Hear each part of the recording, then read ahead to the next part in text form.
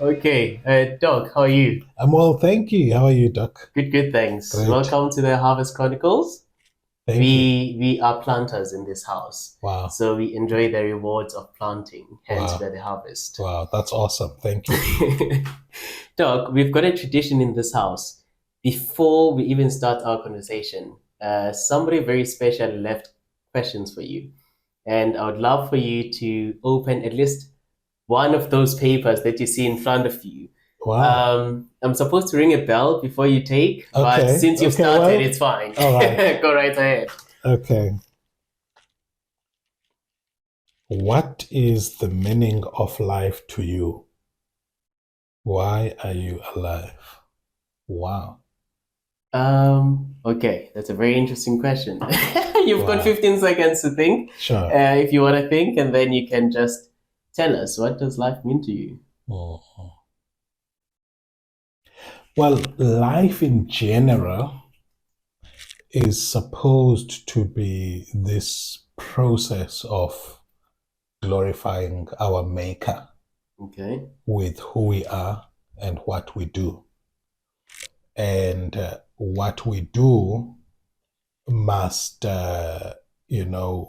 be done to the fullest potential Mm, so that when we die, we do not die still with a lot to offer that we didn't offer the world. mm, I like to quote the greatest leader of all time, which for me is Jesus.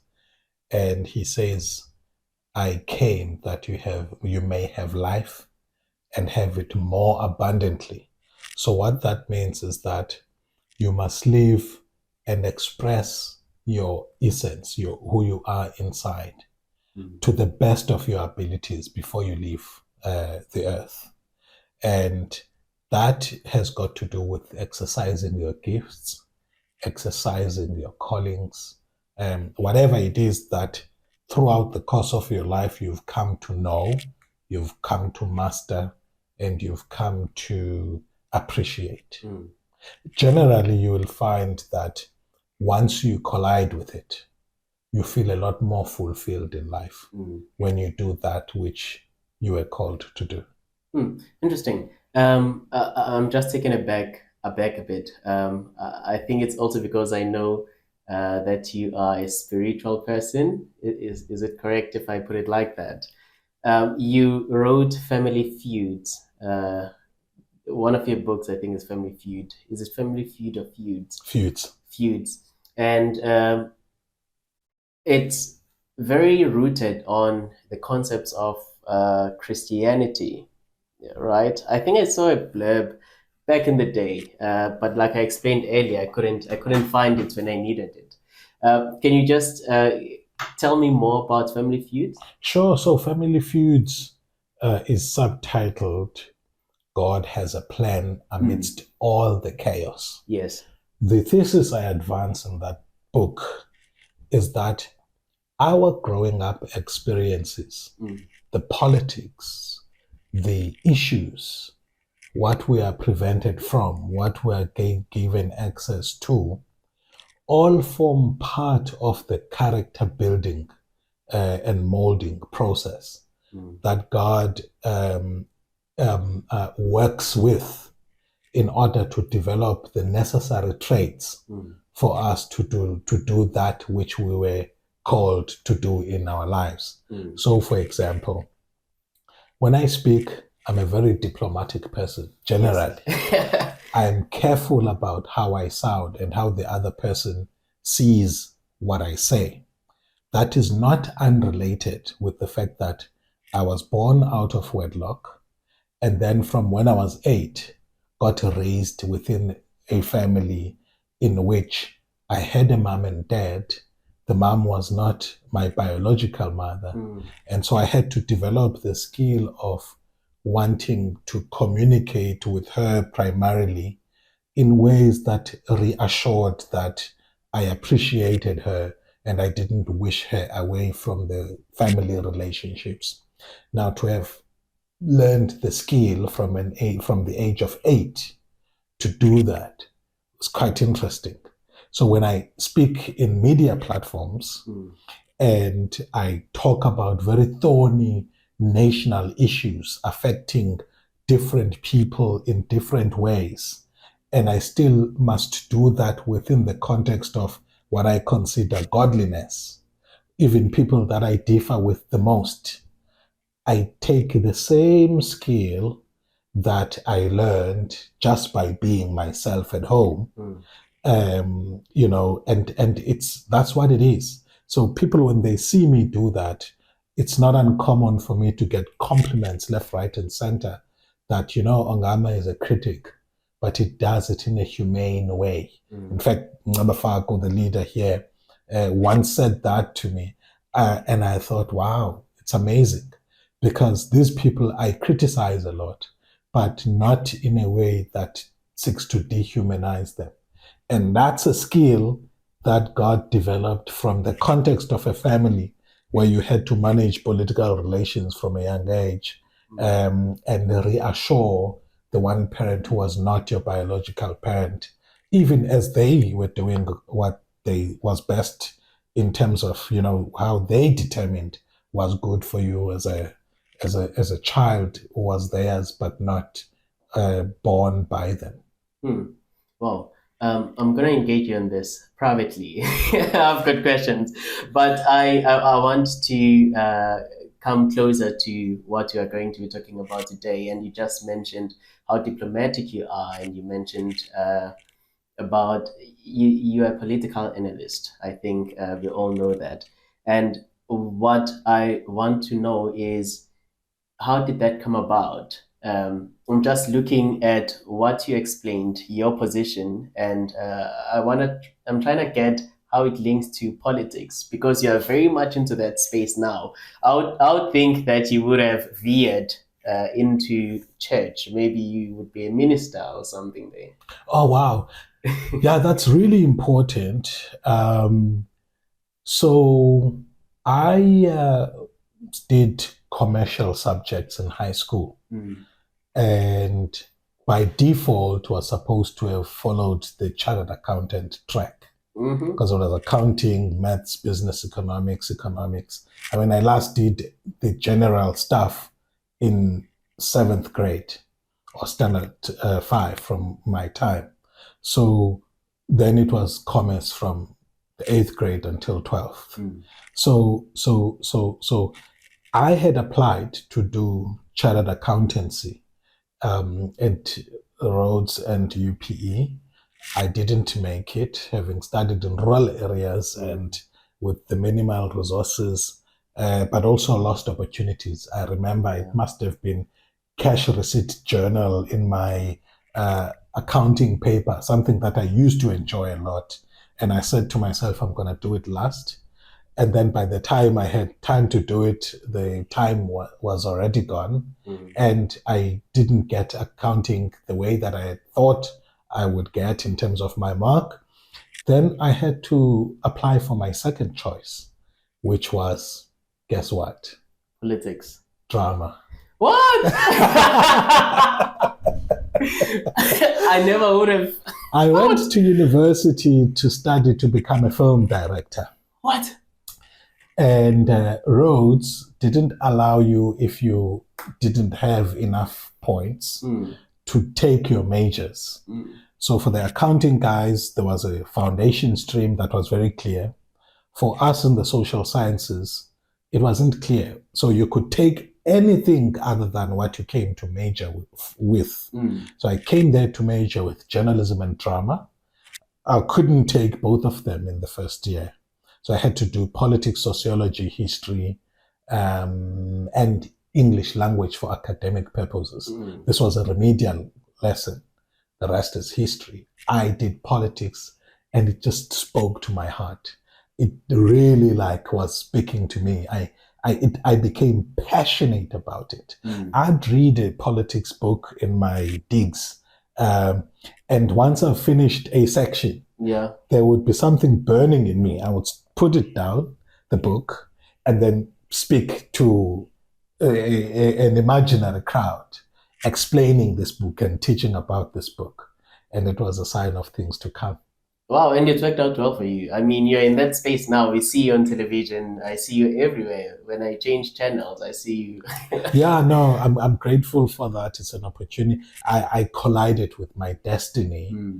from a no and not a yes. Yes. It took a no in the accounting stream for me to be on the path that will culminate in your first question, why I'm here. Hmm. Wow, that's a very beautiful story. It's beautiful. By the way, where are you from? Sure, thank you. I was born in Gqeberha. I spent the first 8 years of my life, well, I guess maybe 6 years of my life here. And the other two would have been in Pedi in an area called Kwatuku, Hmm. Tuku B, in that first 8 years. Then I started school here at KK Nwane in Gqeberha, and my paternal family came to claim me back. Hmm. And then I went to spend time in my home, which is in Pedi, about 250 something kilometers from here, in Bushwa. English. Yeah, Is that the rural area that that's you my refer to rural when you say area. you grew up in rural areas? Yes, Oh, yes, okay. yes. Because I would have assumed that you are from Kabeja. It's migrant labor, that's right. My mom and dad met in Gqeberha. My mom was studying here she was a matric, or may have come during holiday. I don't know the story. And my dad was already working. He was 21 when I was conceived. My mom was 19. So she might have been out of school actually between school and going to tertiary, which she never did after I was conceived.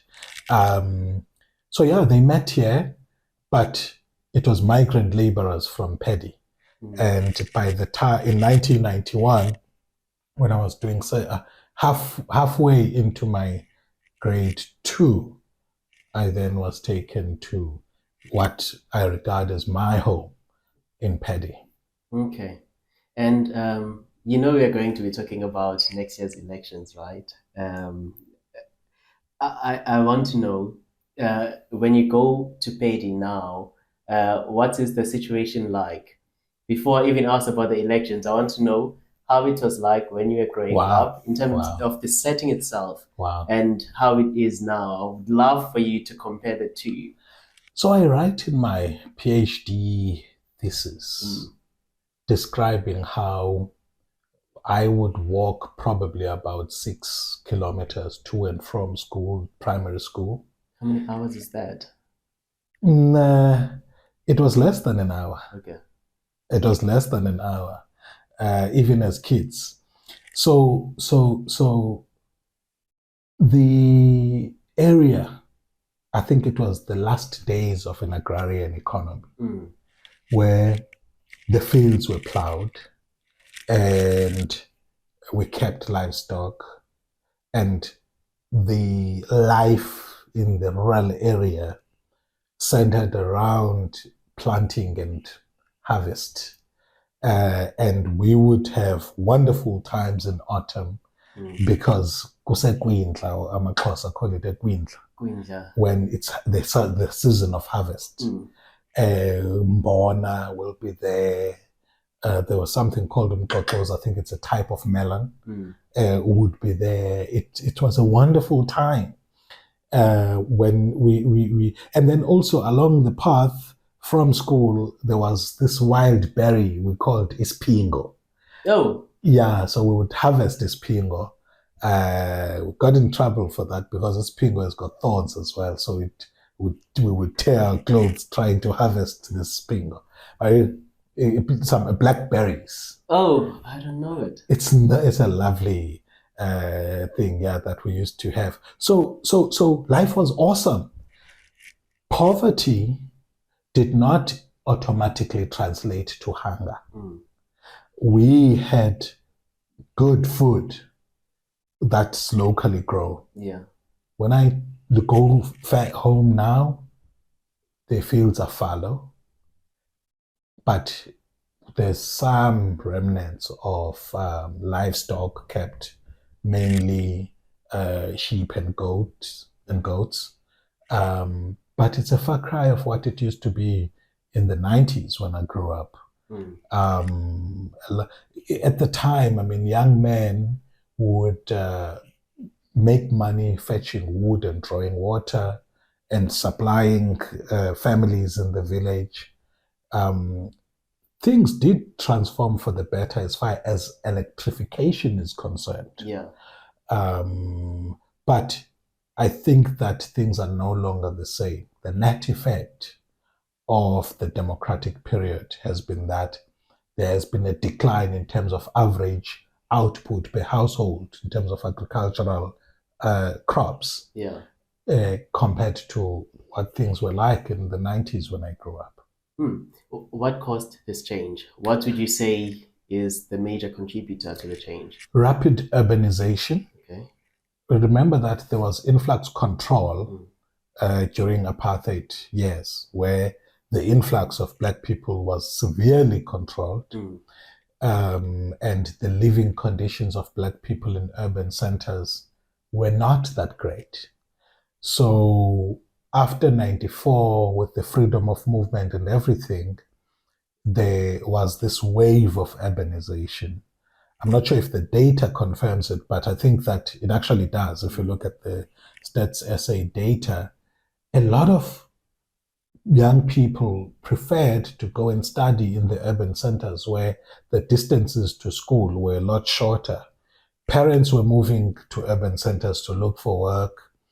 And what that did is the remaining or the remaining manpower, at least in my village, to plow fields and make a living out of the agrarian economy was no longer there as people went into urban centers. Interesting story, Doc, is that I think hypothetically 3 in every 5 males in my village, young males who were my age, have been to prison. Mm.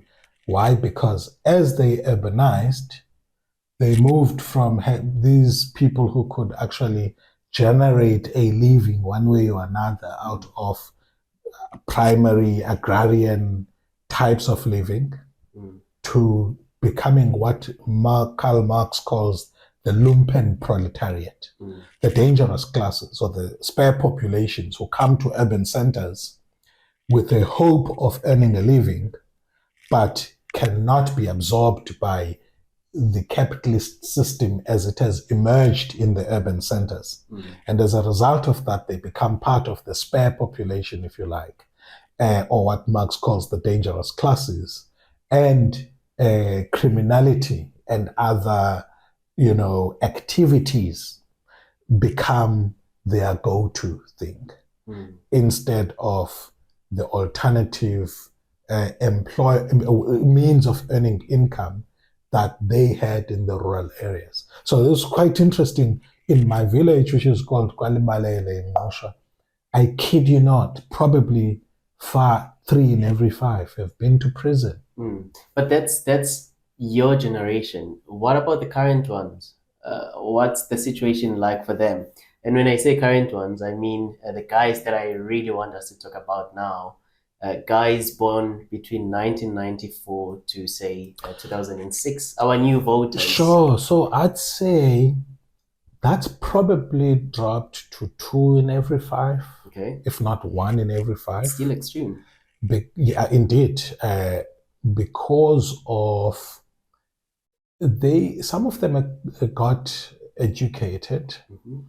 and some have made some inroads into world of work Mm. or education, but a number of them still remain unemployed and part of I think Stats SA calls the same group that Karl Marx calls the lumpen proletariat, the NEET, neither in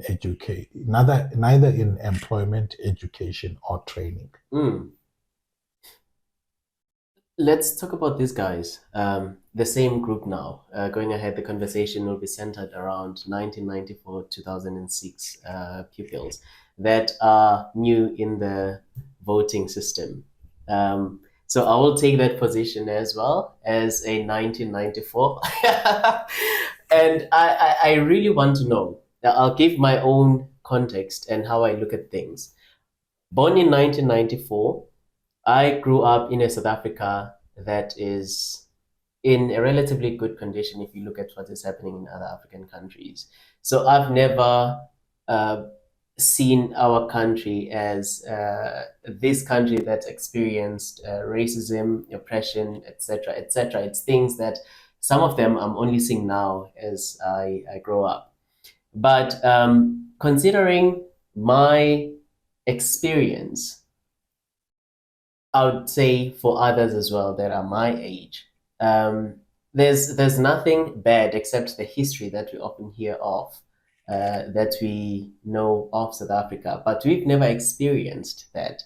But so why is it now important for me as a born free to actually go to the voting poll and cast my vote next year? Sure. Thank you. Thank you for that question. By the way, I was saying offline to you, you guys are so brilliant that we forget sometimes that by age, you still have you are miles behind us, and that's because of the great work you've done. Thank you. Getting your PhDs and all of that. That's really amazing. It's good. It's Thank good. you. It's good to see. So it is interesting. In 2015, we had the Fees Must Fall outbreak nationally, which actually had uh, its currents were felt across the world. I remember students elsewhere in the world marching in solidarity with South Africans. Mm, Uh, there was one poster that struck me. mm, Our parents were sold a dream in 1994. We've come back for the change. It was written. I thought, wow, this is amazing. Amazing because you see, as the early 80s and late 70s generation went to universities and responded to opportunities that were opened as a result of the democratic breakthrough with a degree of wow, the country has just democratized. We have to make the best of what we have, and we must take everything as a given and not something we can change. And if we experienced oppression, which we did, mm, it was a matter of how do we cope with it rather than to hell with this, let's revolt against it. So when the generation in 2015 started these slogans around our parents were sold a dream, mm, I was like, wow, these younger students are taking the same issues that we thought ours was to simply bear mm, and survive, and are calling them for what they are and are protesting about it. mm, So that was appreciated in the system because it was showing how duplicitous the system is, that it gives an impression of freeness, mm, while at the same time, economically, there are a lot of limitations that are placed on Black children.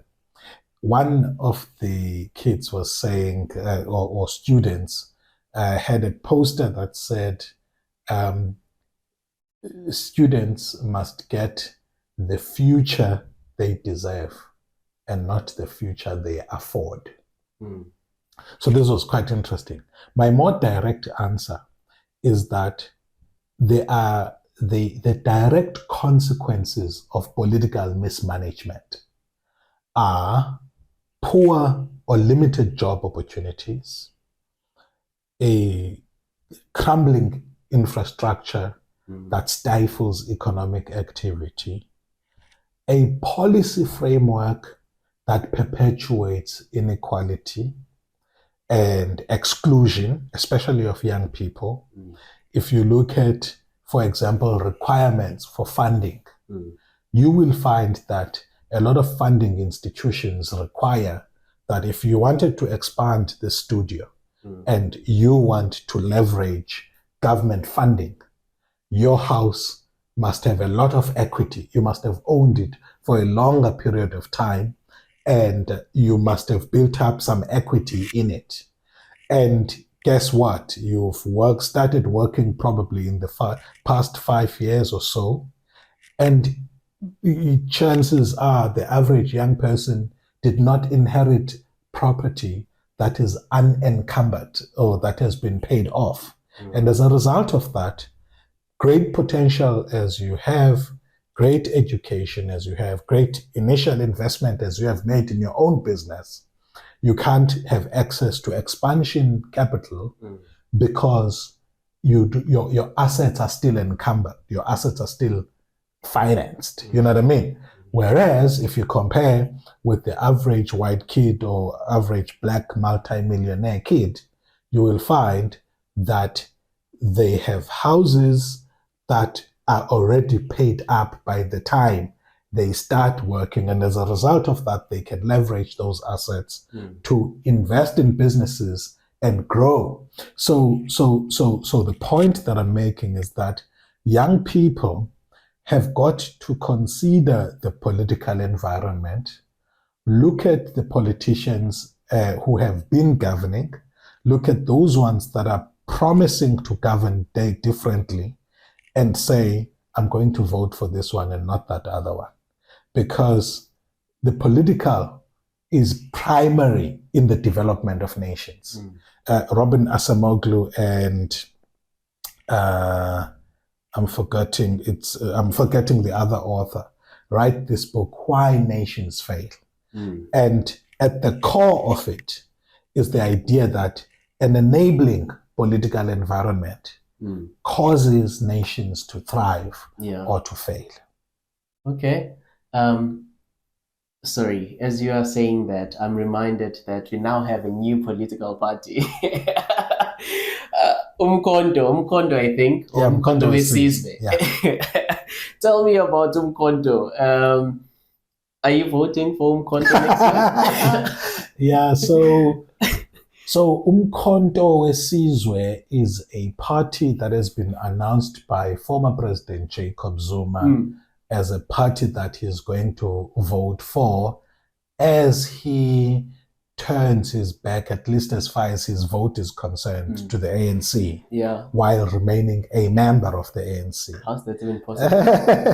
It's like I'm not dumping you, but I prefer to spend less time with you going forward because I have found another person that I'm going to be spending time or devoting time. It's something that sounds like that. So here, in my view, I think what's happening is that former President Jacob Zuma is attempting to lend political capital to a group that he thinks can reduce the dominance of the ANC and counter the Ramaphosa ANC.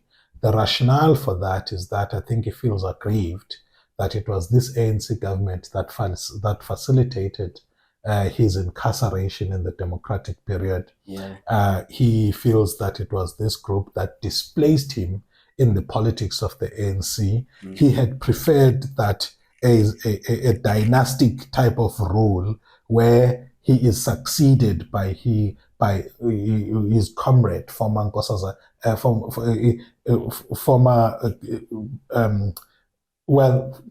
AU Commission chairperson Nkosazana Dlamini Zuma was also related to him. So he had preferred that turn of events, and obviously he didn't win on 2 occasions with that. And I think that he feels aggrieved, if vindictive, about that. And so he wants to punish the ANC. Do you know how I'm hearing you? You did say that you are very diplomatic, but what I'm hearing here is that Jacob Zuma is just being spiteful. That's how I'm taking this.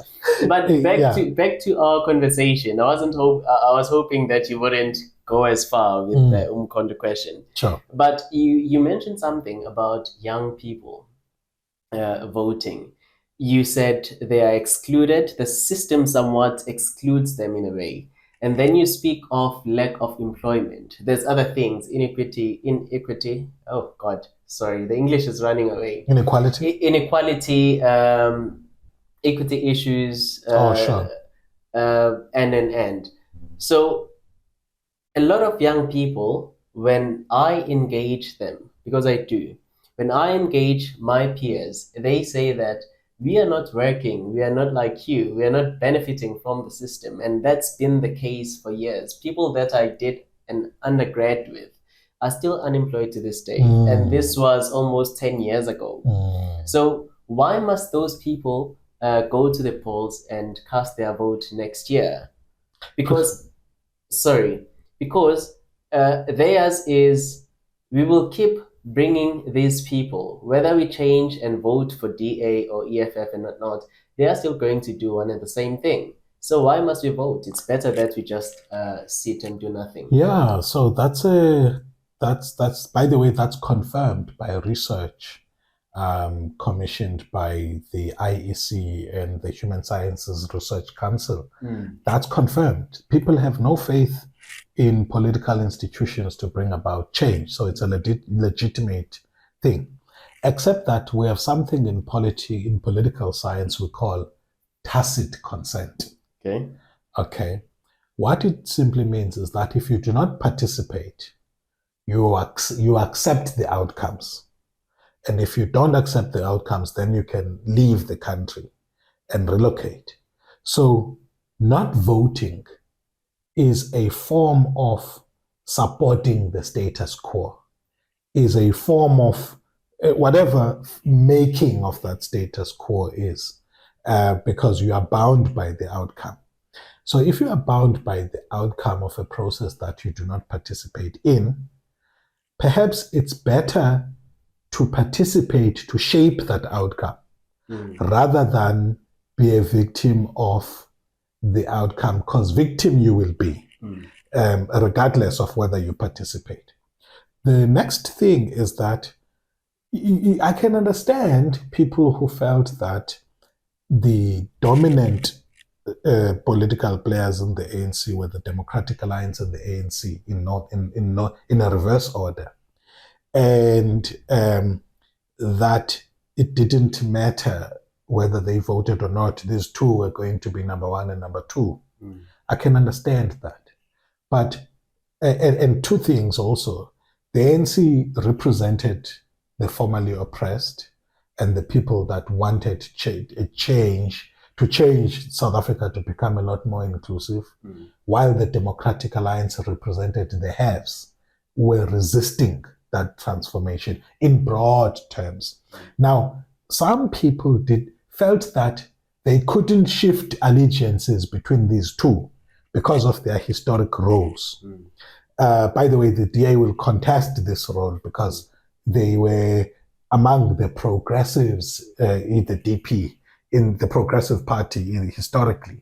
And so they would contest this characterization, but largely they represent the anti-transformation a political party judged on the basis of their resistance to affirmative action, their resistance to Black economic empowerment, among other things. So some people didn't feel like they had choices because you were caught between these two.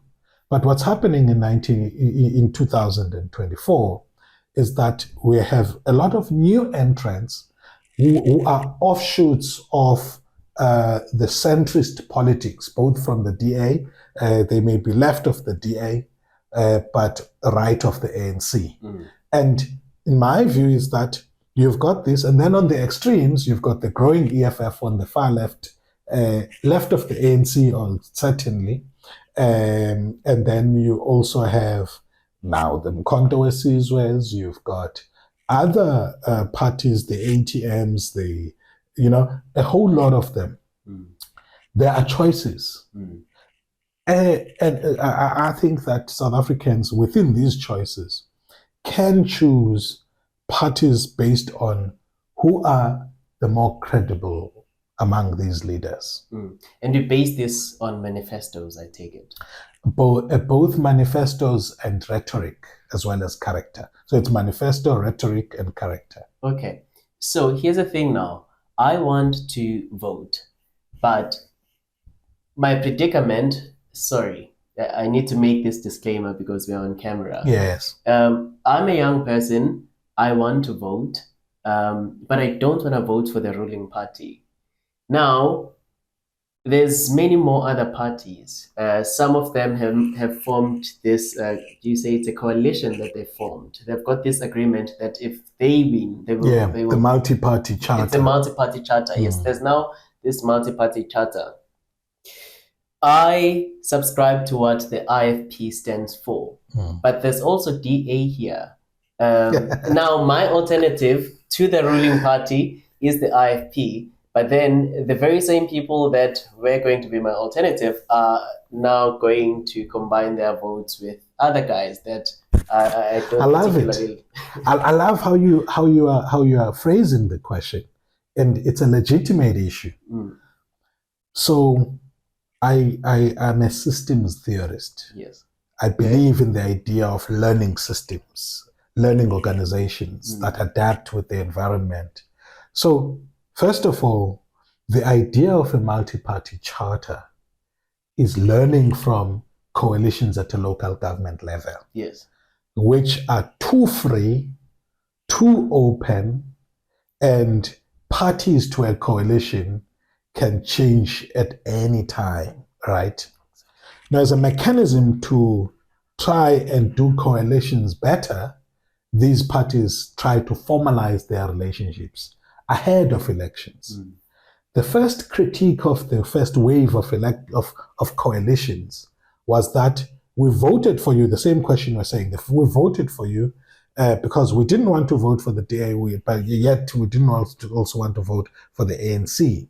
But you went on to become an ally of the DA, which we didn't necessarily prefer in forming a coalition. So these were post-election arrangements. Mm. My argument is that by having pre-election arrangements, it is helping to do precisely what you say. For a voter to know in advance that this party that I prefer is part of a broader coalition whose broader stance may be center right. Mm. So when I vote, I'm conscious of the fact that not only am I voting them, but I'm voting a bloc whose ideology may be something that I prefer. Now, I'm not answering the question for you, but what I'm saying is I'm affirming that it is an issue of consideration by a voter. How a voter navigates that is based on two things. One, there may be a pragmatic approach that says, well, if they are going to displace the ANC, that's the route they have to take. I'm gonna still vote for my small party, trusting that their voice within this coalition is going to bring it. If it was, say, hypothetically, 5 meters to the right, their voice is going to ensure that it comes 1 meter to the right. So it's a compromise policy position. Unfortunately, that's where things are. But also there are parties that are not yet in predetermined coalitions. And those parties are still parties that can be voted in. Mm. And just to go back to the multi-party charter, do they have a constitution? Yes, so the charter itself kind of establishes the broad parameters and policy approaches of the charter. And it's not devoid of the power dynamics of who has got the loudest voice in that charter. Do you know what my problem is? We do away with the ANC because most people want to do away with the ruling party. That's an honest truth that everybody is aware of. We do away with them, and then we say we get the multi-party charter being the one that wins the elections. We get them as our new government, as our new ruling party. My question is, seeing what has been happening with all the coalitions, what's going to happen when they take seat? Because that's my greatest worry. We've never seen them working together, at least not in such a large number. I think there's about 7 of them. And I don't know what that would mean for young people, particularly young Black people, because we still do have the DA, and we know what youngsters, what Black people generally think about the DA. They put the needs of certain individuals over others. I'm not saying that's the case, but that is what people out there say.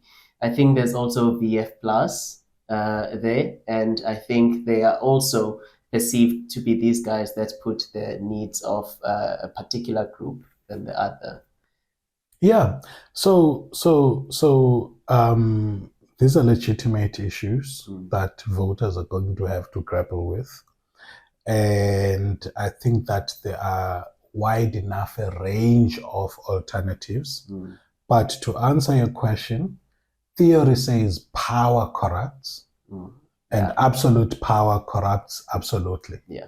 So the creation of structures that oppose the current establishment does not in itself create accountability.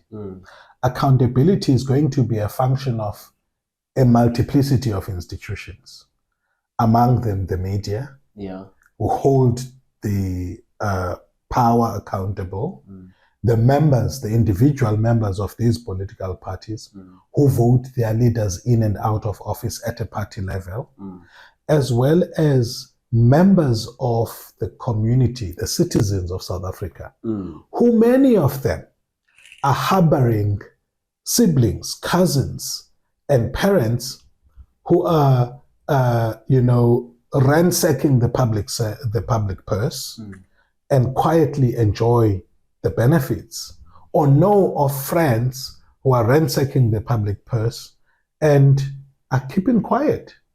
You cannot have an accountable society without accountable individuals. Or let me say, you cannot have an accountable state without an accountable society. Where we are going to have outcomes that are better from political processes, it's going to be when we have a society that's a lot more responsive and a lot more accountable and a lot more interested in what's happening around us. I mean, the municipalities have public participation processes around budgeting and presentations of annual reports. We hardly participate in those things. This is a problem of democracy throughout history, that participation takes only a minute size of the community. And it's not everybody who participates, yet it's everybody who complains about the negative impacts of maladministration. Yeah, but then how do we then know as society, as ordinary members of communities, that we need to partake in these activities within our local municipalities? Because I think that is where it starts. I'm just thinking, from where I come, we hardly ever hear of what Umhlatuze municipality is planning to do with the general public, for instance. So it takes proactiveness. Municipalities, for example, are compelled by law from around September to start going out to draft budget for the upcoming financial year, which starts in July the next year.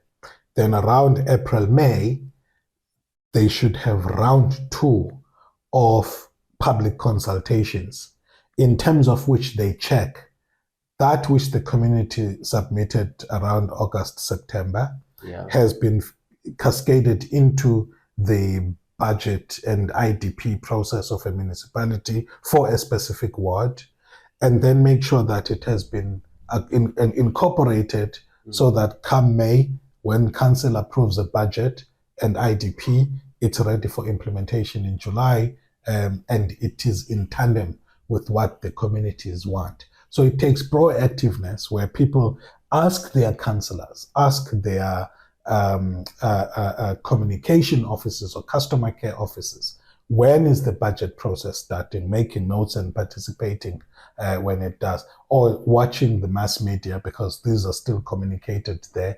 In a particular region, there would be a regional newspaper, so people consult it and make sure that they participate.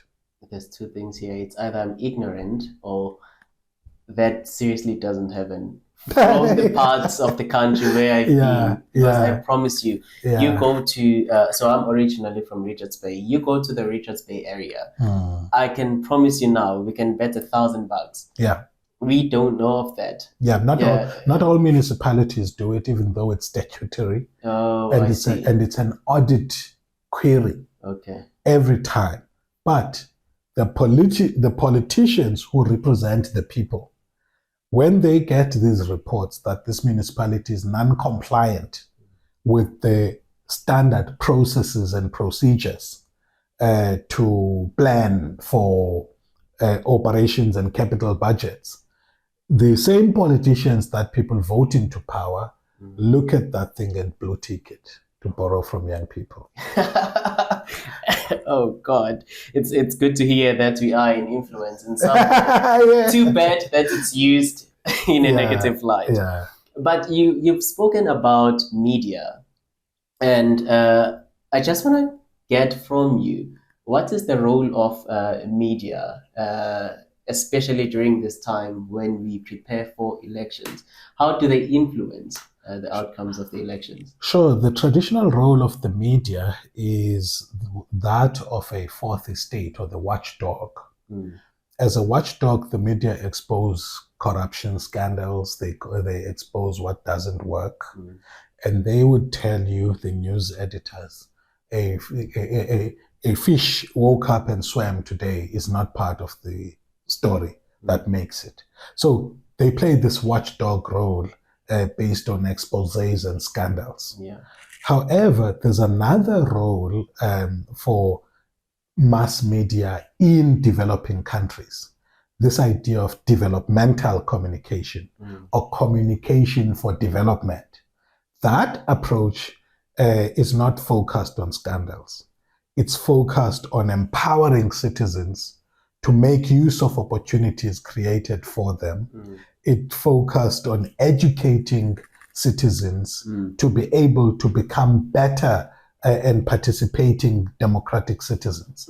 So, for example, while we talk about information asymmetries, yes, that the state has got information which can benefit the public, but the extent to which people make use of that information is limited because of information asymmetry. So, for example, the state has got the RDP program, the Human Settlements Program, where housing units are delivered to the poor. Yes. But there's also that group of people who are too rich for RDP house, yet too poor for a bond. The state has got a plan for those, a scheme for those people, what is called the Finance-Linked Individual Subsidy Program, where people between a particular financial band can be given up to 100,000 towards their bond when they buy a house as part of government support. Then there's also the social housing program. The social housing program is meant to ensure that a particular decent stock of housing is available to poor for RDP, too rich for RDP, too poor for a bond. When you are a startup worker, you can get decent housing from social housing, funded. So government funds private sector developers to avail affordable housing to the working class. And people who know about that, there's very few of them. The state also has got sector education training authorities that would pay young people a stipend to be placed with particular employers. We have lots of employers that need to have interns that are working so that they can achieve their business objectives, while the interns are gaining 1 year's experience so that when they improve their CVs. The government has got this program, but the people don't hear about it. So the point I'm making is that beyond the scandal, the role of the media is also to educate and empower. But little of it is done by the mainstream media.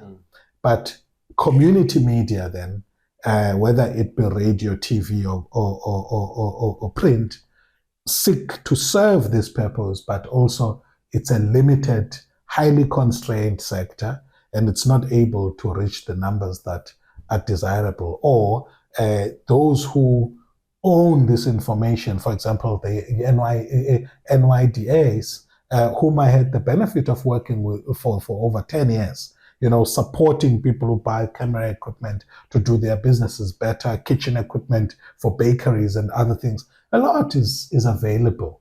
And so we are now having limited reach from government initiatives and private sector initiatives, not because the initiatives don't exist, but because we have a media that's too focused on being watchdogs, that sometimes they ignore the role of communication for development. A friend of mine who studied communication, and he will forgive me if he sees this, Tebogo, still in the space, he always says he can't stand today's journalists because they forget their mandate, and all they do is to want to expose whoever is in question at that point in time. Yeah. And you are saying that again. But then, can we go to the SABC a bit? They are a state-owned enterprise, correct? Would it be safe to say that such guys that are under SABC, your SAFMs, Ukozi FMs, and what, they don't do an honest job when it comes to, critiquing what is happening in the political landscape? Because, those are their masters, isn't it? This feeling has come and gone. I think that some of the best journalism in the country actually comes from them. Oh. I remember this Paul O'Sullivan trending when after the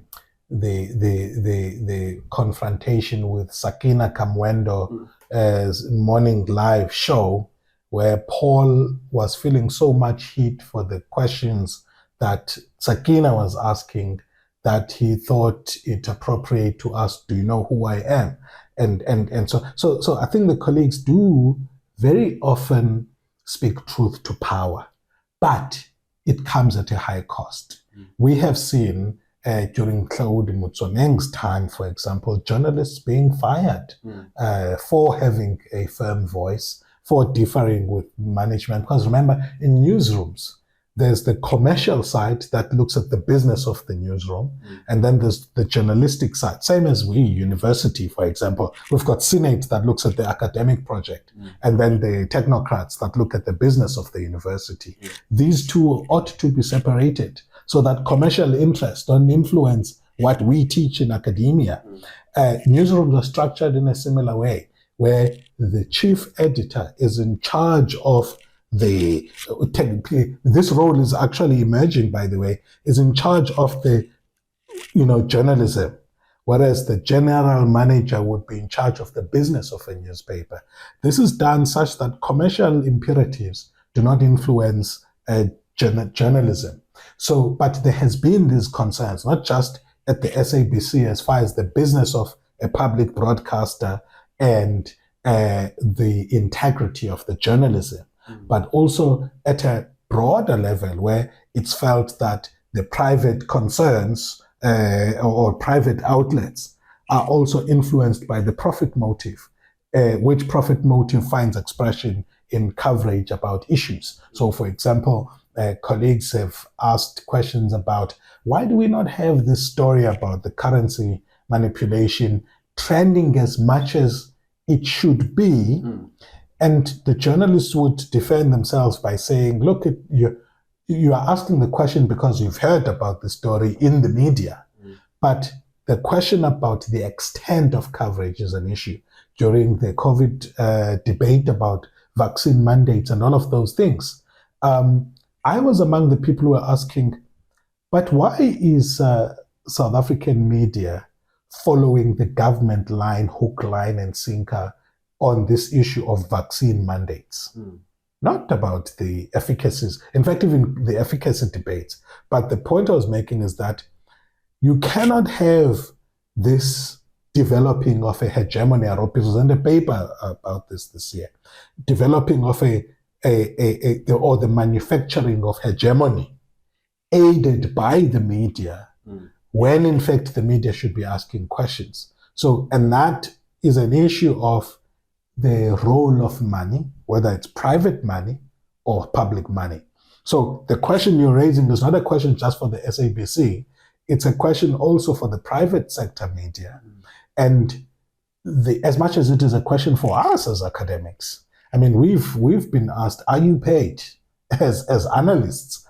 Because indeed, there are some of us who are in the business of, consulting to these very same politicians that we then go on platforms to criticize. So, and this is why, by the way, if you look at public opinion about a lot of things in South Africa, you find that, in fact, I was at a conference of electoral management bodies in the continent. And it turns out that the last standing institutions that still are trusted by the public are traditional leaders, believe it or not, and priests. More than politicians, private sector businesses, the media, and so institutions in general are facing credibility questions, save for these two. These two also are contending with credibility questions, but relative to the others, they are faring better in terms of data coming from the research in the continent. Wow, interesting. And how then do we, the example that you made is what I want to get to, where you're asked, are you paid for this and this? So that means that guys higher up there sort of like do have an influence on what we see and what we hear of and what we read. So how do we breach out of that? How do we know that what we are receiving as the general public is not influenced by certain individuals? Sure. It's difficult to say, but generally what I find is the first test. If people do what I can only say in Xhosa, ukuqina enyaleni. Yeah. Okay. Ukuqina enyaleni means you can see that what this person says is incongruent with the facts, but they insist on it. So also there's this tendency where like people have got one side in the debates and they stick to it. So for example, always coming across as though President Cyril Ramaphosa is always right. He can never be wrong. And then also the RET groups will always be right and they can never be wrong.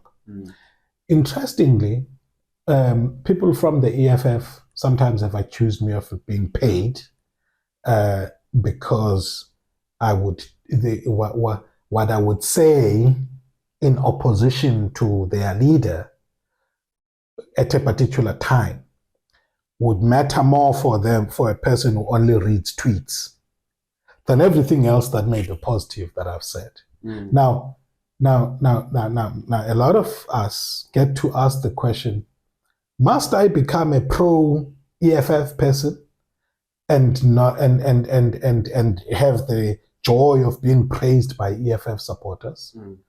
Or will I speak what I see at a time, whether or not it rubs the EFF supporters the right way or the wrong way? I mention them, by the way, because they are the most active on Twitter. I criticize the ANC all I like.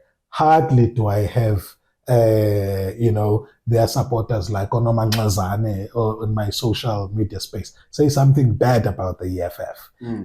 They are on your case. So, but the point I'm making I know that I'm not paid for political analysis the way, so broadcasters would pay us during elections.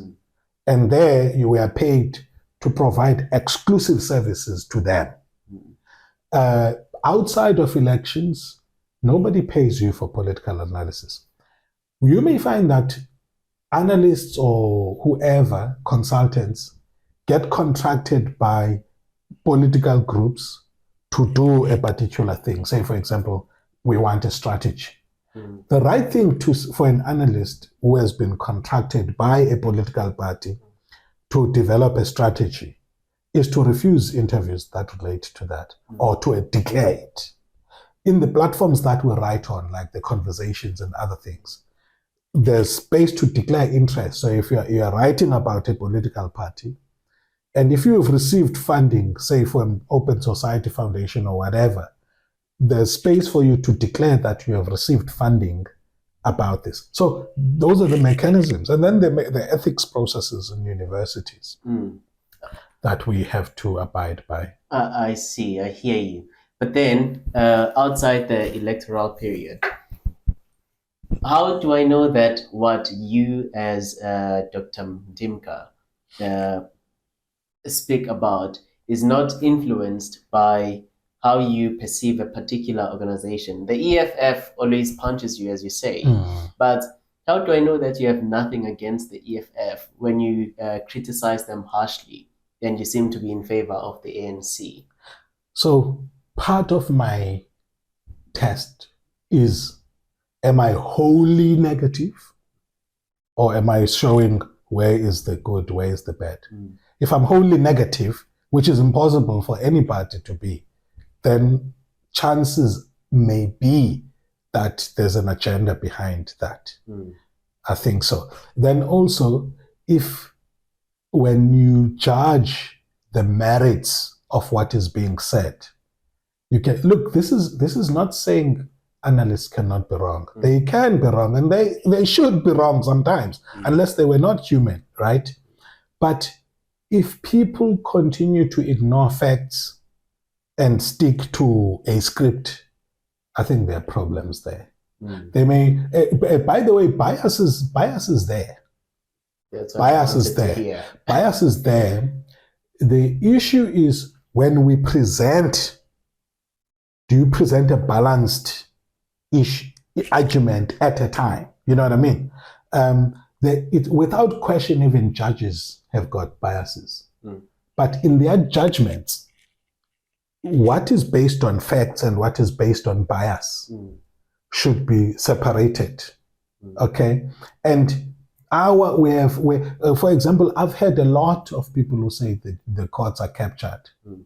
Not once have I seen a person who says, look, this judge is pro-Cyril. Look at their judgment.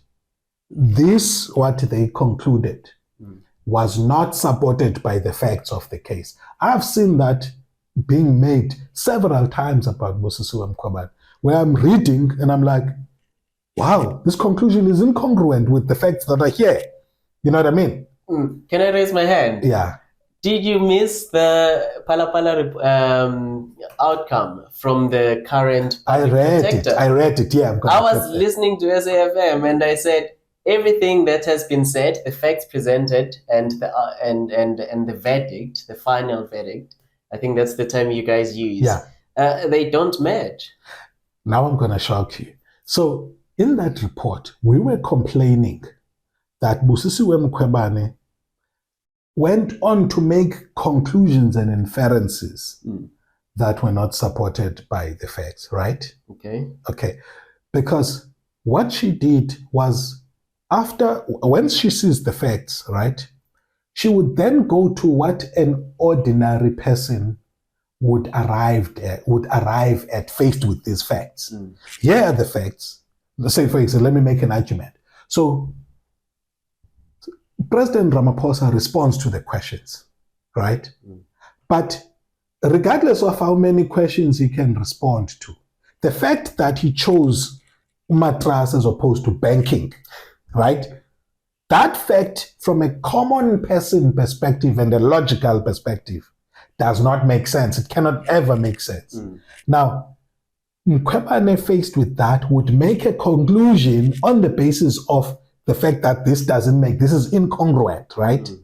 But not necessarily supported by any fact that says, as a matter of fact, this was an exercise in hiding. Colleague Gcaleka says in her report, this is not substantiated, right? Now, to say not substantiated, the headlines were that she absolves Cyril. Okay. And on every count of whether or not he was guilty of something, she says not substantiated. You know what that means? That means I have received facts which are not enough for me to conclude that he is guilty. Okay? And I'm saying we are now seeing that the Mkhwebane approach we didn't like, neither do we like this too careful approach from colleague. That in the face of, no man, this guy's got photos where he was involved in the business. And in fact, if it was me, I would have asked whether he was party to the decision about whether the money should not be banked, right? And if he was party to that decision, then he's involved in the business. Okay. But the way she handled the facts was a very minimalistic way, right? Now, when you say she, now we're referring to colleague. Okay, the current. Okay, advocate, colleague and colleague. Now, I'm saying both of these are approaches. Colleague refused to conclude on the basis of the logical. Yeah. She wanted to stay with facts that say, here is proof this person is, and that proof be a credible proof. You and I think if you're going to choose a mattress, that's proof enough that you want to hide something. Yeah. She's not prepared to do that. You know what I mean? And that's more professional. And I say, as an analyst who's not expected to apply legal principles, I can boldly say that's a whitewash. She and another lawyer cannot say it is a whitewash. And she cannot, somebody who's going to take that case to the courts, she's going to be vindicated because she refused to draw extra factual conclusions. And therein lies the discrepancy between responses to Mkhwebane's approach. By the way, I was for Mkhwebane's findings against Oscar Mabuyane and Babalo Matikizela. But so she makes the point that the public protector has got to investigate state monies, which is an issue also in this report. Yeah. The monies of the state. Then there's a transaction between Babalo Matikizela and Oscar Mabuyane. The amount somehow relates with missing amounts in the transaction about the Nelson Mandela funds. Yeah. Right? Mkhwebane's conclusion is that by virtue of that this amount, which was paid over to, I can't remember the story well now, by Babalo Matikizela to a architect of the Mabuyanes qualifies as public funds. Therefore, I have a mandate to investigate it, even though it's moving among private persons. And Mkhwebane's approach, Colleague Gcaleka's approach to the Phala funds, at the level where the funds are moving at a private level, she says, I have no mandate to investigate this. And she's right? So now that we must now make a choice as a country. What do we want from a public protector? The Mkhwebane approach that will say, I will push the mandate a little bit to investigate public interest, even if it's not public funds. Or the Colleague Gcaleka approach that says, I could investigate it, but if it's taken to a court of law, the issue of my mandate is going to be an issue, and whatever I find is going to be reversed by a court. So that's, I think for me, at the core of the issue of public protectors is the issue of how far a particular public protector is willing to go to determine something. By the way, for Tulima Donsela, I was actually about to bring it most of her politically sensitive cases remained in the realm of the public space. So she didn't have to deal with this thing that Busisiwe Mkhwebane found herself grappling with. And immediately in her first month in office, Koleka Xeleka had to deal with. That something that straddles between the private and the public. It must be very hard. I'm just thinking of Busisiwe now. I think I would do what you did, to just go an extra mile, you know. This is the president, this is somebody who is responsible for the state, and then we find something like this. Let's look into it. But then, at the same time, I understand why Kollega is saying this is not something I should be looking into. Let's go to CR17 bank statement. So, when it comes to CR17 bank statements, it's an example of that thing. Yeah. Right. My view, you cannot, so you can have enough interest to investigate the matter. The finding, though, should be that Parliament needs to develop a legal framework that governs the funding of candidates in their internal party campaigns. You cannot want to find somebody guilty of a non-existent law. Yeah. You see, because the unfairness of it is that you don't know what Julius Malema and Floyd Shibambu's expenditure was, how much they raised, and how much was from who in order for them to win their conference. You don't know how much Musi Maimane and John Steenhuisen spent. You don't know how much the competitors of CR spent. So if you stumble upon hugely scandalous information, which I agree that the CR17 funding bordered on the scandalous, right? But you do not have a law that talks to that. Now, your recommendation should be a recommendation that there needs to, the Political Party Funding Act should go further than the funding of political parties who want to contest elections, but also must apply itself to individuals running for elections within their political parties. Guess what? You are not going to have the DA, the EFF, and them discuss CR17 from the perspective of the need to regulate internal party campaigns, because it's not in their interest. It was not in their interest in the first place to have a political party funding act. Because these political parties, whether it's in South Africa or in the US, don't want to declare their funders. This is a problem of democracy across the world.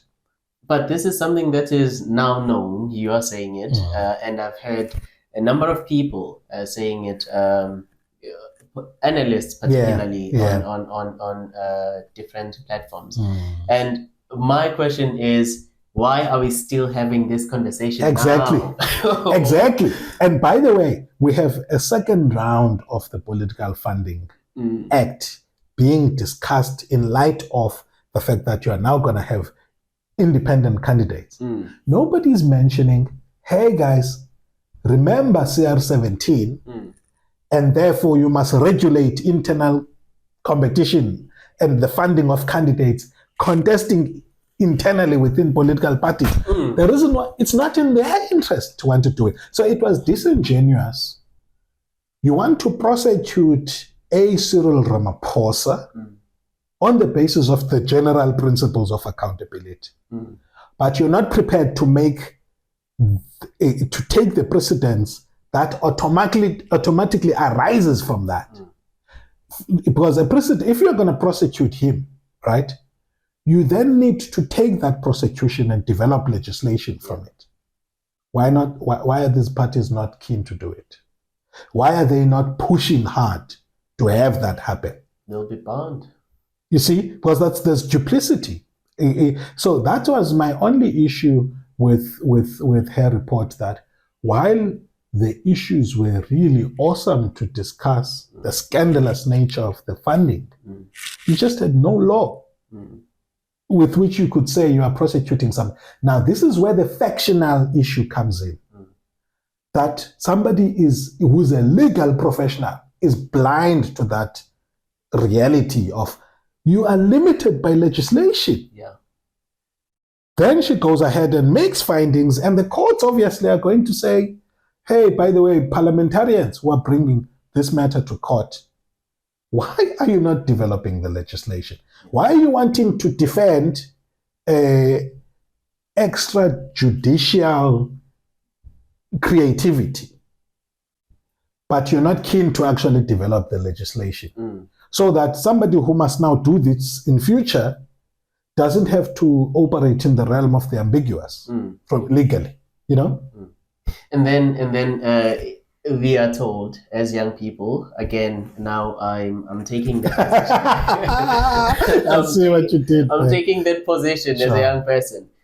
I must now put somebody in power, knowing very well that this is the situation that we are dealing with, that we are facing. So why must I give power to people that have little to no interest about us at a ground level? Because what you are explaining right now is an indication that seriously we are taken for granted as citizens. So I presented a paper at a multidisciplinary conference in the US on democracy in crisis. Is this our democracy? General. Democracy in crisis and the yearning for the revelation of the sons of God. Because in the final analysis, when you analyze democracy, clearly it's a system that will forever be limited because you've got unaccountable humans who are not yielding to any other power except themselves and are leveraging the vote for own gain. So there's a saying in this, there's a biblical idea of creation is groaning for the revelation of the true sons of God.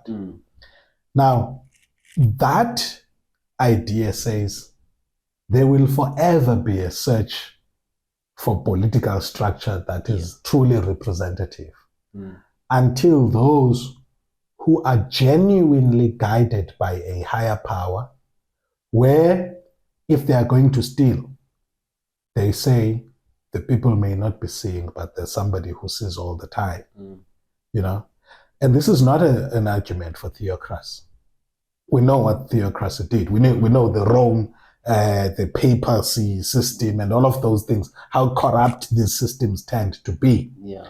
But there's a almost idealistic notion created in the biblical text that says humanity's affairs will be governed better when you have people who have got a sense of true sonship to a higher power are governing, because they will know if I'm tempted to steal, the people may not be seeing, but I see, and there's a higher power that says and is going to punish me. By the way, that thing is not independent. So I'm writing a paper since 2019 that's titled Alternative Political Institution Building from a class. So I'm a class, I would say, a kongangi dublingeti. They would say, isandla siklambe sinye. They would say, what's this other one now that I use in this paper? But the point there is that you may be in power today, but you're going to lose the power.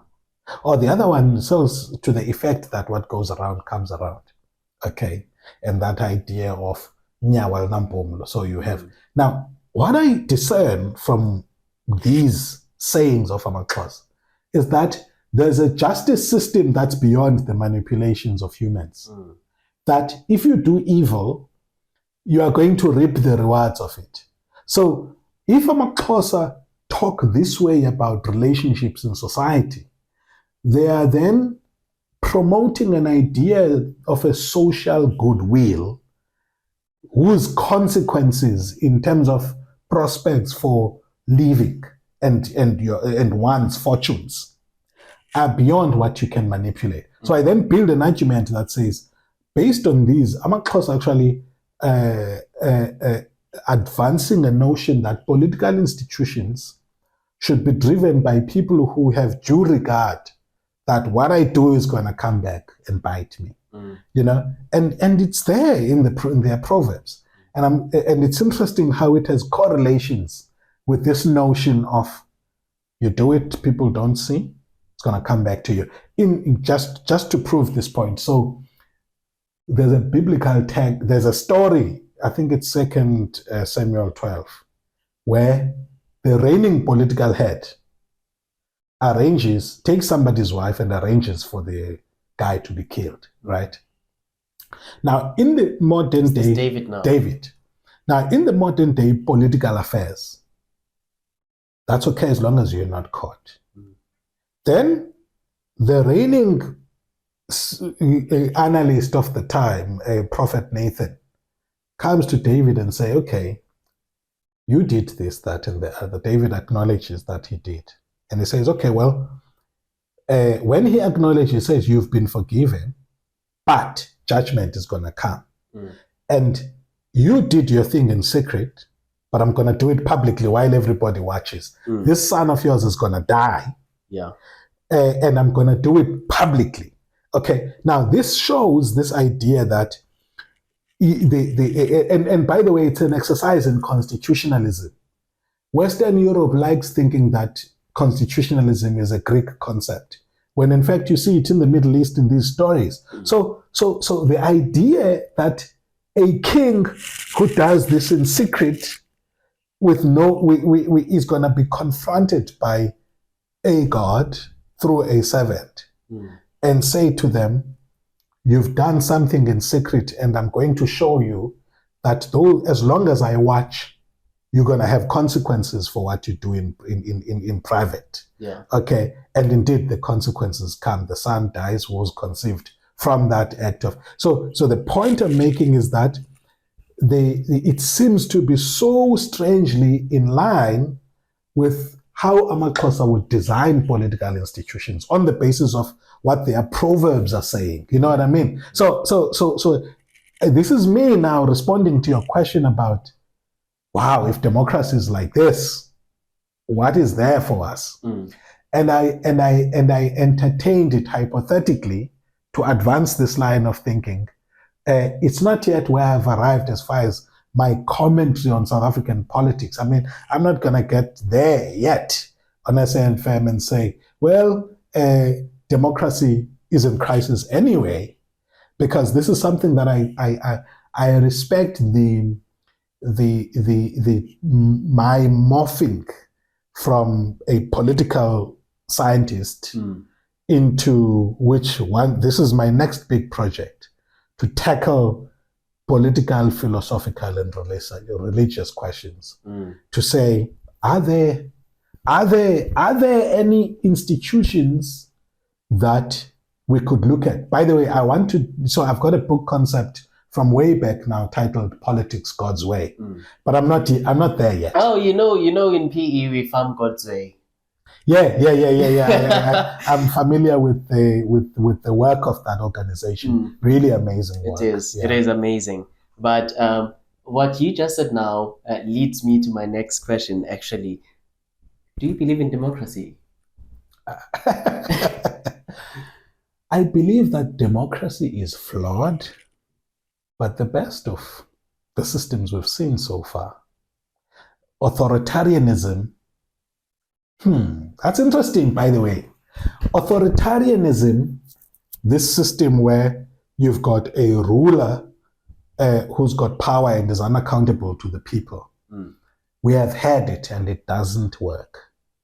But the reason why you hear me laughing is because, I mean, if you look at Paul Kagame, what he's doing, it's democracy, but not very free. And as a result of that, is able to push development. If you look at China and many of the Asian developmental states, they weren't that democratic. As a result of that, the move from declaring policy to implementation was fairly quicker than in a democracy. So in a democracy, we want to implement the Industrial Development Zones program.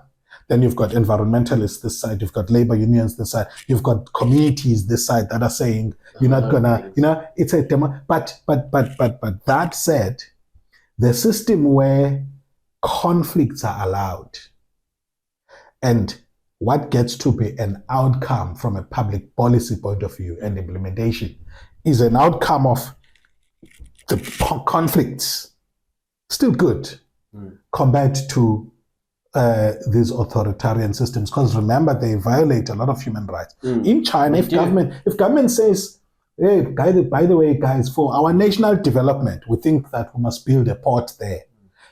All of you 1,000 households that live there, we're going to move you to the next place. We'll find you alternative land. That's what an authoritarian regime does. They demolish all of the houses.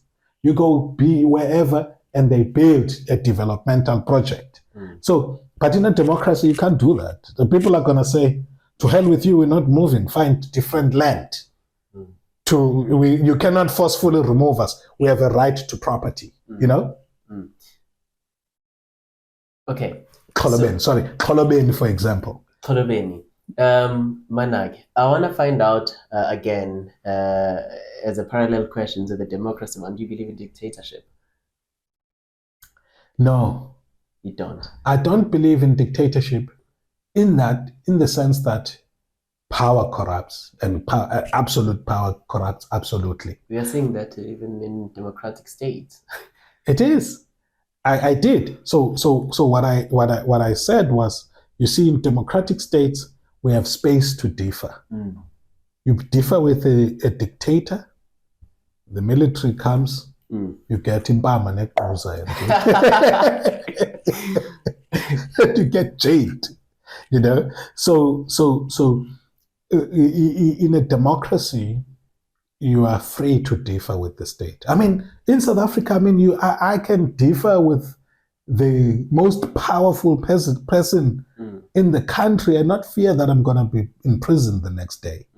I've got friends of mine in other countries in the continent. One friend of mine was missing for about 3 months, who is in opposition, like he's an MP, serving the people of this country. I don't want to mention it. I've been in the country and they've got an intelligence that is like harassing. You couldn't take photos in the street. So I want to be able to go and work there freely again. So, because I think the state building project is more important than my rights. So this friend of mine was in jail for like 3 months without a trial, criticizing the state. We don't want that. Okay. The reason why I asked about democracy and dictatorship in particular is because you are building a theory, as I take it, where you are marrying democracy and theocracy. Is that what you call it? Theocracy. The reason why I am particularly interested in this is because if you look at the Bible, if you look at the leaders in the Bible, most of them were dictators. I cannot think of one who wasn't a dictator. So that's interesting. So actually, so what's a dictator? It's a totalitarian system. Yeah. You have power and you cannot be held accountable. If you look at ancient Israeli leaders, they were constitutional monarchs, not dictatorships. Why? Because, so I made the example about David. Yeah. Two instances show that kings under the principle that Yahweh established were limited by the law. The same way that in a democracy you have constitutionalism. So David kills somebody secretly as a dictator, one would argue, but faces consequences for that remind him you are existing within a framework of laws. You do not have totalitarian power. And I think it's in two instances that happens. The second instance is when he decides to do a census.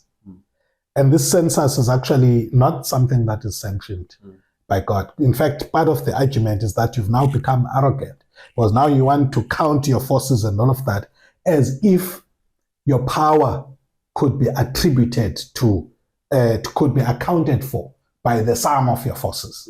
So that was the sinful aspect of it. So then he gets consequences for that. So throughout, you hear this leader arose and became the thing, they became corrupt, and then they were punished. This, and all the time, there's a reigning prophet that speaks truth to power every time, and they would announce judgment. In fact, very interesting trend about ancient Israel is that there's an established principle of, and I think I take this from John C. Maxwell's Leadership Bible, rebellion, repression, repentance, deliverance. If you check the Judges, the nation of Israel rebels, then another nation comes and oppresses them, which is the repression. Then, as a result of the strong hand of the other nation, they cry out, which is repentance. And then another judge rises up, which brings about deliverance. So there gets to be this principle of stick within the law of justice, then you're going to continue to receive justice and peace, and you become rebellious, both your king and the people. Then there's going to be a hand of punishment, another king, another nation that oppresses you. And this becomes an established principle. Let's now take, because the next group of political kingdoms that gets established are the empires, starting with the Assyrians, then the Babylonians, then the Romans. Those exist within a system of laws again. You see, as humans, we have this arrogance of thinking that the world has been changing from primitive to becoming advanced. It was ancient Babylonian kings that were taking the creme de la creme of Amakwerekwer. Sorry to use that word. So the Babylonians go and destroy the kingdom of Judah. They take captives from there. Immediately they say, who are the creme de la creme? Take them, train them for government service. Not under our system. In our system, we are asking, who's that foreigner there? And the Babylonians were using a system of competency-based deployment. Are you here? Do you come from among the enslaved people? If you're good and you've got talent, we're going to give you a job. Guess what do? We do cadre deployment, where we say, are you a comrade? Yes. Come, we will deploy you. Are you competent? We're not asking that question. We're asking whether you are a comrade. But empires from antiquity were deploying people on the basis of competence and impartial. Yes, indeed, they would still have their lieutenants, but what determined whether you rose through the ranks was a function of your competency, because those empires knew, and also they were limited by their laws. So they would decree a law only to find that they were duped, but they cannot change their law because they are a dictator. No, you decree the law, chief. So your power is limited by the reigning laws of a country. So I find a lot of principles of constitutionalism within the context of the ancient monarchies that we see in the Bible, and not or totalitarian dictatorships. Okay, interesting. It's interesting that you are building that theory. What do you call it again? No, I haven't called it anything yet, but I can sum it up as politics God's way. Politics God's way. It's interesting that you do this. So I can come with my Quran and Sure. Yes, please do. and then say I'm actually coming up with this theory, politics God's way, but based on the Quran. And indeed, if you look at it, you will find the same way that I was able to draw principles from his Xhosa proverbs and say, wow, interestingly, they correlate with an idea of limited power in the Bible. So the Xhosa proverbs that says to you, it's the same principle that, hey, you, David, you may be powerful, but don't think that your power is absolute. Yes. You know what I mean? So it's a pity that I don't know the Quran, but I am pretty sure that its description of the ideal leader is nothing like we are seeing. I think I do have somewhere there in my shelf. Sure. Yeah, I'm going to give it to you as a gift. Okay. It's a very interesting book, Yeah. I must say. It would be interesting for me if all the other religions followed suit once you come with once your theory has been passed, others just do that within their respective religions. So here's the thing about the Sharia aspects of the Quran. Because remember, I'm still building something which I'm saying has not become. I distinguish between the greater Bible and the style of Jesus. He advances, he comes and in fact presents revolution in terms of his teachings. A woman gets caught committing adultery, right? It's known, according to the ancient Judaic law, as well as I think in some principles in the Quran, this woman must be stoned. Yeah. Sharia law. He comes and says, I'm not going to try and manipulate that law.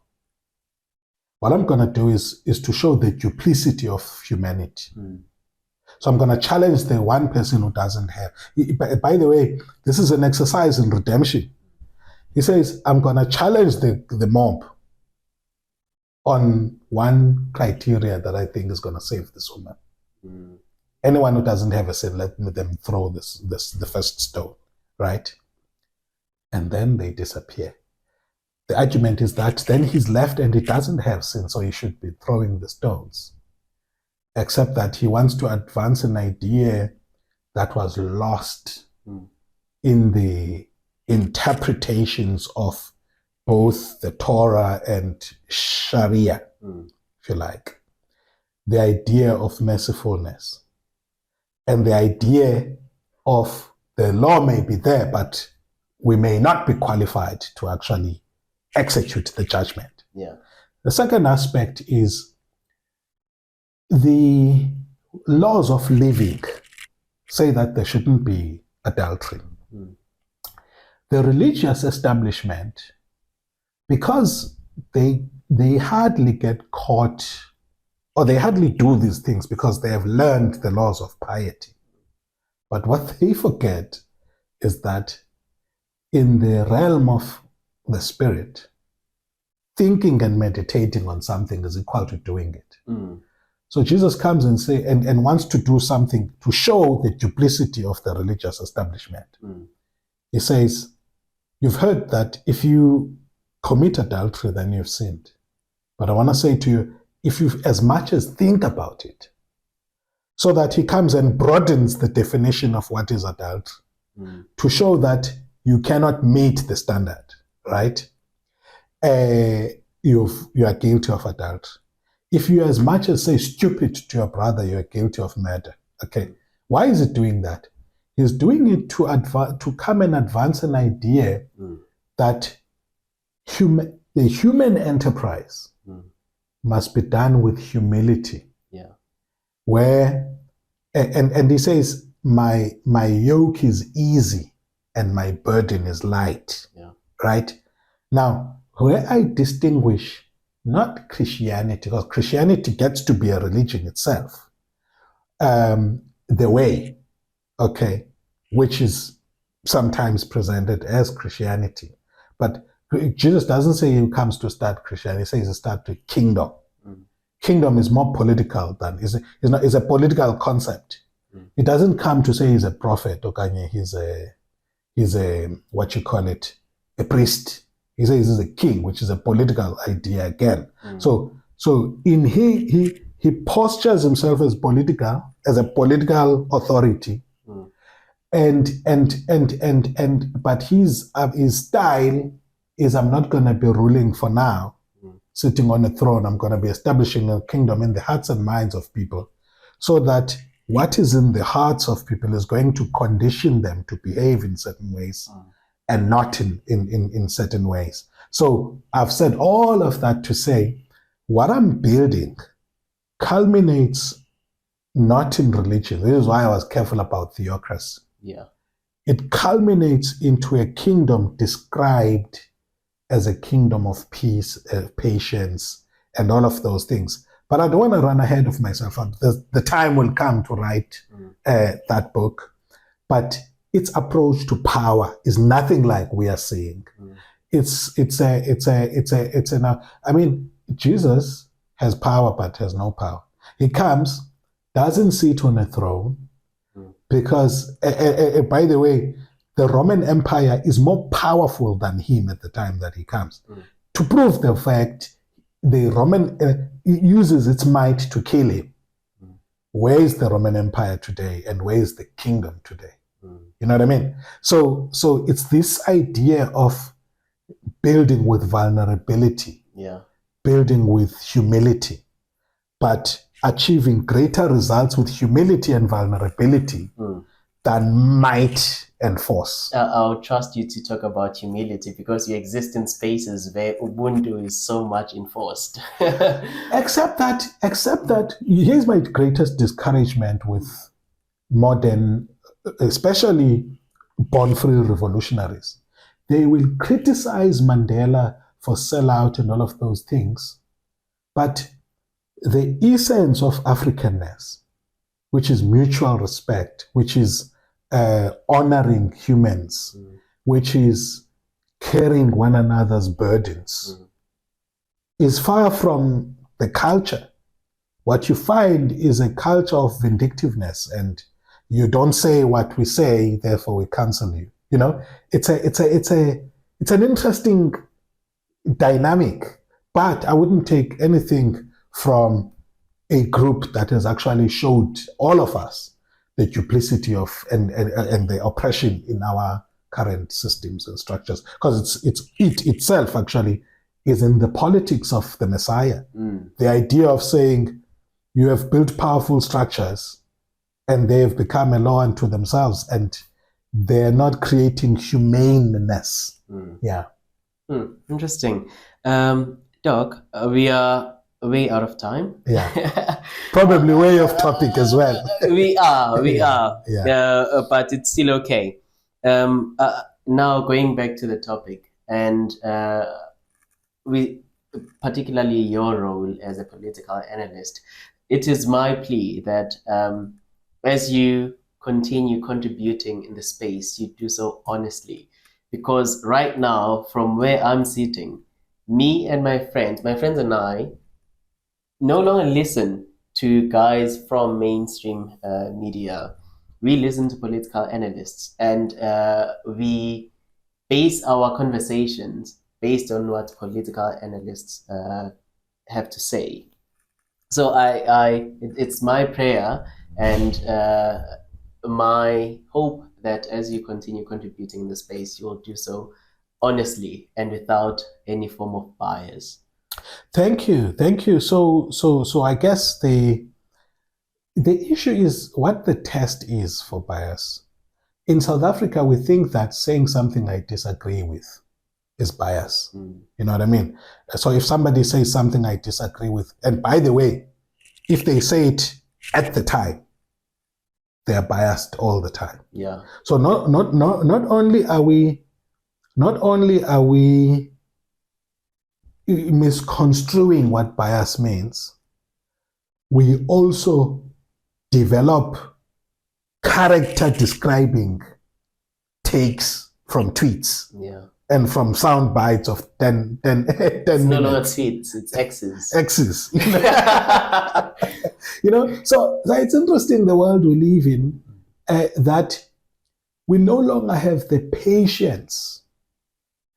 So now back to off topic. The ancient Greeks, right, are masters of philosophy.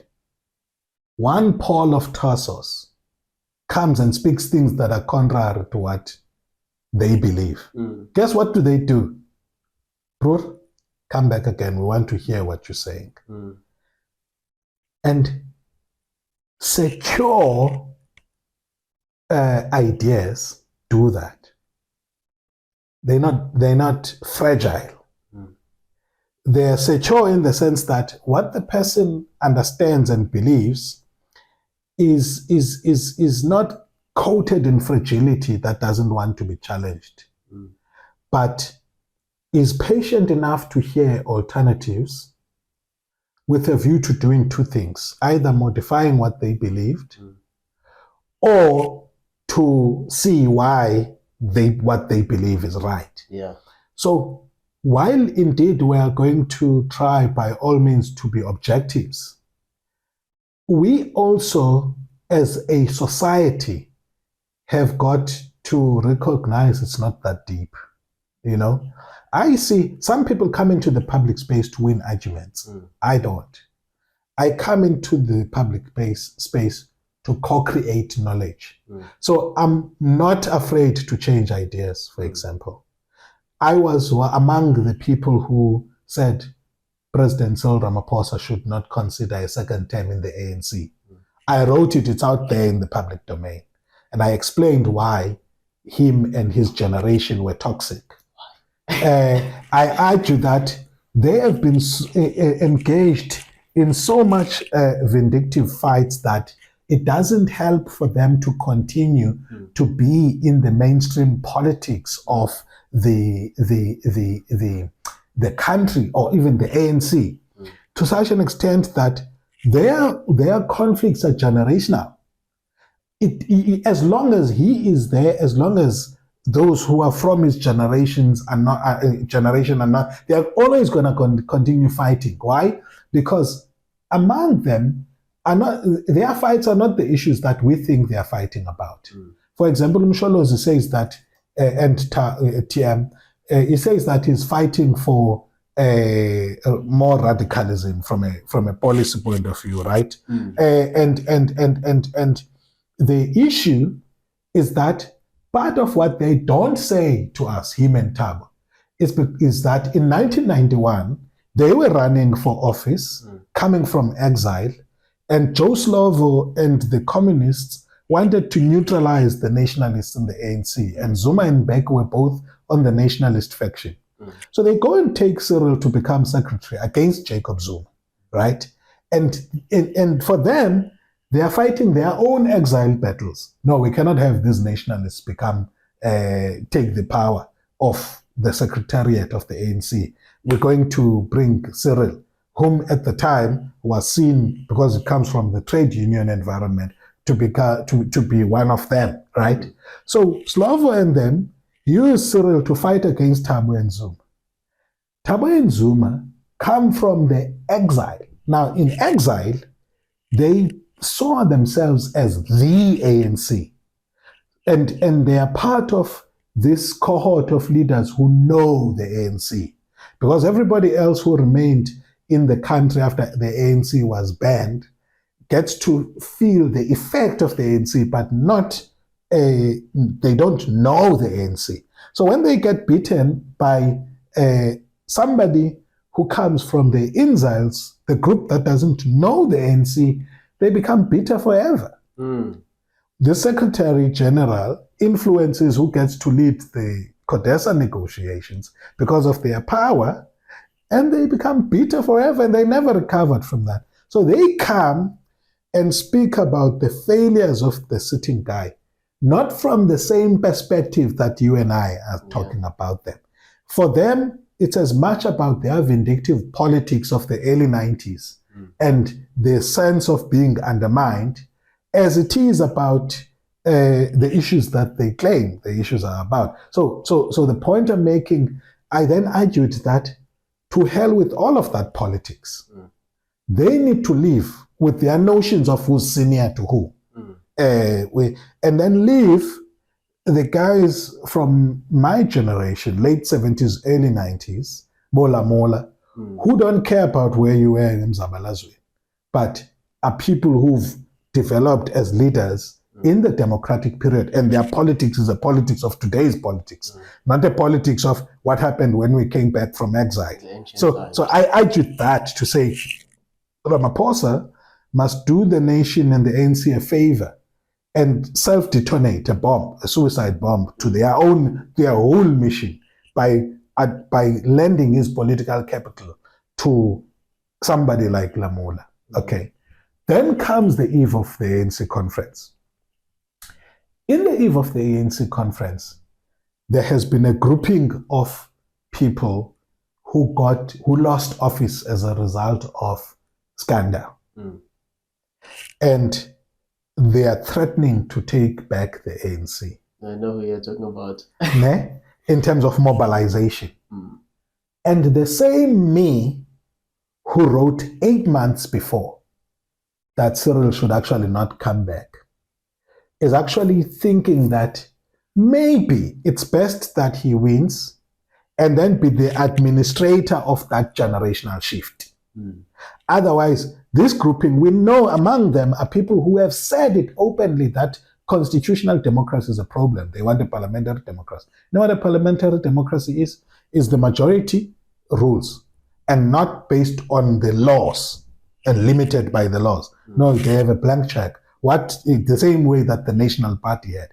And me, who had that idea 8 months before, suddenly feels, I would rather have this faction, and I've said this openly, so it's not like something, I would rather have this faction that at least acknowledges the preeminence of the constitutional order than this other group that actually prefers a parliamentary democracy, right?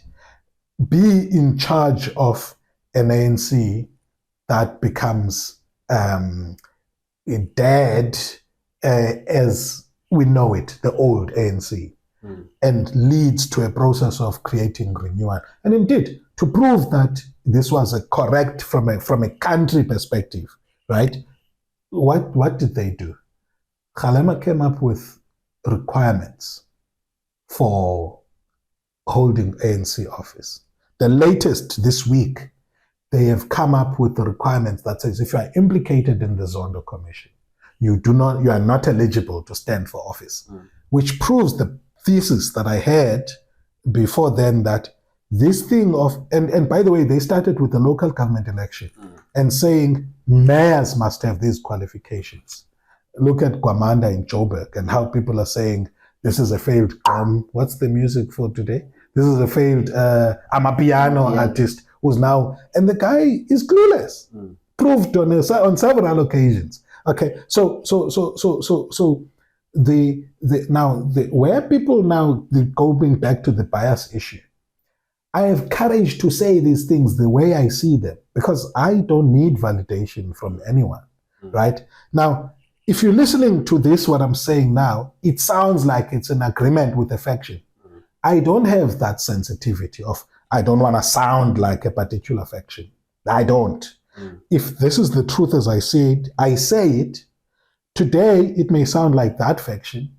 When the report about the Phala Phala came from former Chief Justice Sandile Ngcobo, I was among the first to say, again, here is something that is a lot more rigorous that proves that President Cyril Ramaphosa shouldn't lead. When I say that, I don't have an obligation to want to defend, and I don't have an obligation to not sound like RET, because that's the truth as I see it at that time.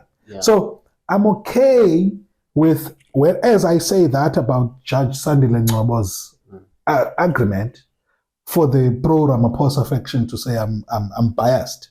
As much as I am okay when they say I'm biased when I'm calling for the RET faction, which are avowed anti-constitutionalists, to actually not gain traction. Or when I write and say the EFF shouldn't consider siding with the RET faction because this is how they are going to affect their image. You know what I mean? Anyway, I think you were saying a parting shot, but Yes. I dragged it longer. Anyway, the late Eusebius Mackiser once said, "How I think today is not going to be the same with how I think in the next 5 months or 5 years whatsoever." It only makes you human. Sometimes you have to challenge your own perceptions, and I think that is what you do. Yeah. And it shows how much of a fair person you are. You don't hold on to how you think about a particular situation. For me, it sounds as if it is contextual. Yeah. And it is time dependent, which I think is very much important. He also says, and now as I conclude, he also asks a question in one of his books: would I vote DA? And I've always wanted to ask somebody this question. Would you vote DA? I individually, no. And I don't have any reservations saying that. Why? Because I am where I am today because of redress policies. I do have talent. I've proved it.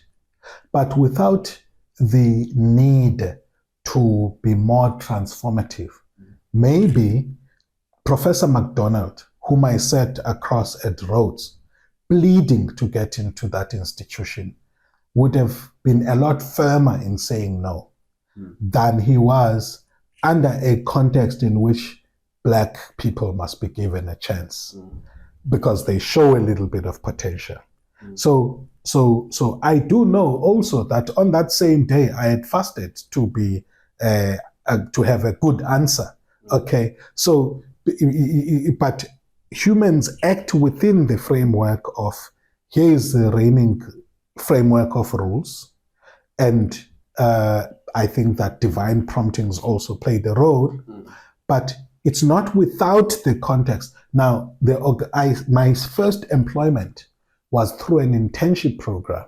This internship program was intentionally seeking to recruit young Black scholars to be given a chance.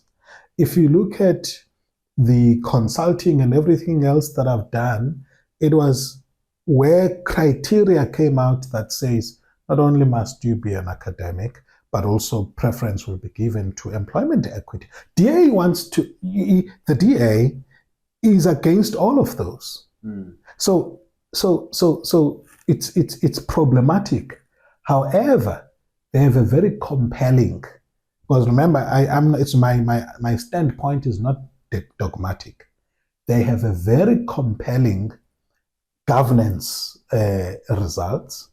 I had Black executives leave Nelson Mandela Bay under the ANC to go and work in the city of Cape Town. Why? Because they would say things like, we may be suspected that we might be ANC, but we're given the respect to do our job. There's professional space to do our job. And that's what happens when you work with politicians who have got some qualifications and have got relative assurance about who they are. Okay, whiteness in general is self-assured because it's not facing the same negativity that we grow up in as Black professionals who get to have an imposter syndrome. But they all about everything about whiteness affirms their place in society. So I guess they wouldn't be as insecure as their Black counterparts. But nonetheless, it still has the same effect that Black professionals, some of them prefer to work under a DA government, where they are treated suspiciously, but enough space to do their work. Okay. No, Doc, thank you very much for being a friend of the Chronicles. I truly appreciate your presence. I truly appreciate your contributions. Thank you very much. Thanks to you.